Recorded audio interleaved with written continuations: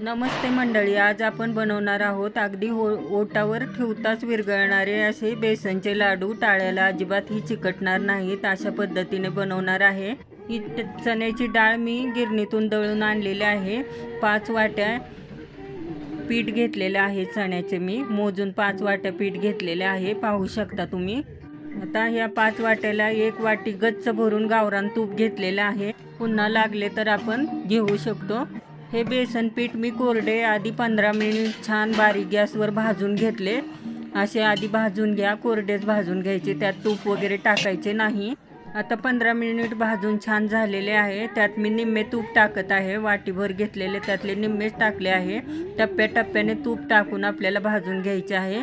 नंतर उरलेले थोडे तूप तेही टाकले. आता हे पहा, हे पीठ अजून आपल्याला कोरडेच वाटत आहे, त्यामुळे अजून अर्धी वाटी मी तूप घेतलेले आहे. ते अर्धी वाटी ही तूप मी असे टाकले आणि आता छान असे मिक्स करून घेऊया. आता पहा, पीठ असे आपले झालेले आहे. आता त्याला असा पातळसरपणा आलेला आहे. छान असं बारीक गॅसवर भाजायचे, म्हणजे आतूनही बेसन भाजले जाते आणि खूप छान असे लाडू होतात. अजिबात टाळ्याला वगैरे चिटकत नाही. आता भाजत आल्यानंतर पाणी टाकले मी थोडेसे आणि हे असे पटपट हलवून घ्यायचे, म्हणजे लाडू आपले टाळ्याला चिटकत नाहीत आणि अगदी दाणेदार छान होतात लाडू बेसनचे. 5 वाटीला मी 2 वाटी पिठी साखर करून घेतली. ती सर्व पिठी साखर टाकली.